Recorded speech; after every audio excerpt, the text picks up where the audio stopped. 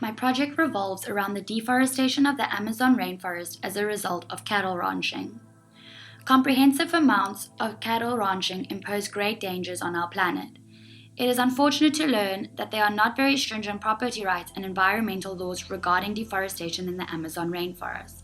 I feel that the biggest, fastest change will occur when large corporations and citizens like ourselves take a stand and support zero deforestation, while also educating farmers on how livestock and crop rotation work in order to conserve their land for generations to come. Cattle ranching is an act of clearing land to farm cattle in order to supply large organizations with meat and leather, resulting in close to 70% of the loss of trees in the Amazon. Legally, the Amazon has implemented some of the world's most strict environmental laws. These have unfortunately not provided a complete set of rights to land, as defined by the property rights regime, declaring the Amazon as an open access resource. Brazilian farmers gain the right to continue living on a piece of land that has been unclaimed for up to a year and 1 day. Due to how the current government land policies have been put in place, the farmer has the right to acquire ownership of this said land after 5 years of living on it.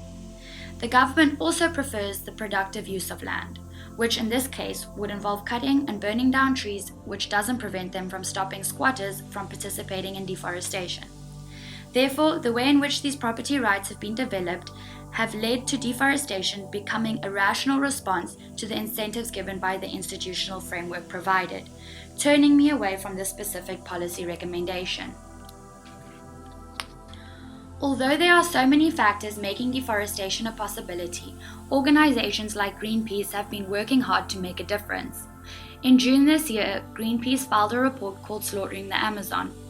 This report linked some of the world's most prominent brands to the illegal destruction of the Amazon rainforest, pushing some of the world's biggest supermarket chains and beef buyers to suspend their contracts with the suppliers involved, giving the suppliers the incentive to turn a new leaf before they began to lose their biggest business. In 2009, the state's federal prosecutors started to sue ranchers who had illegally cleared forest land and threatened to sue retailers who were associated with forest clearing ranches. This resulted in Brazil's 3 largest meat companies signing an agreement that they would no longer purchase directly from ranchers who were cutting down more trees than what was legally accepted. Several months later, a G4 agreement was signed with Greenpeace, stating that their company would only buy from suppliers that reduced their deforestation to zero. Furthermore, this agreement required suppliers to enroll on a public environmental registry, which zoned off their section of land, enabling them to monitor changes in forest cover. By 2013, up to 85% of these ranchers said that they had signed up so that they would be able to sell their products to JBS, one of the largest meat companies in South America. Deforestation decreased by 32% in 4 years once these laws were put in place.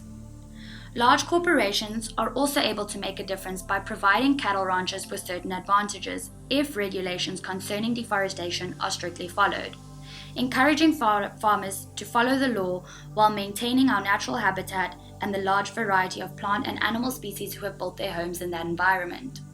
This has led me to believe that slaughterhouses have a bigger impact on cattle ranchers than government regulators. A sufficient amount of deforestation is as a result of poor farming. By simply rotating crops and livestock while modifying and renewing the nutrients in the soil, farmers are able to keep their land intact for several generations. Crop rotation is a systematic approach to deciding which crop to plant where in your vegetable garden from 1 year to the next. This is a long-term solution which still seems fairly new and unestablished in the Amazon. Even though farmers are not familiar with how the system works, I strongly believe that by simply rotating your livestock and crops, you are making a large difference to the land. This process allows you to better utilize your forage resources while increasing your stocking rates up to 30%. Furthermore, you are able to save forage roots by preventing overgrazing and can graze up to 5 times more cattle on the same piece of land without needing to deforest to create more pasture. Therefore, I recommend that large corporations get on board with supporting zero deforestation before they are outed by companies like Greenpeace.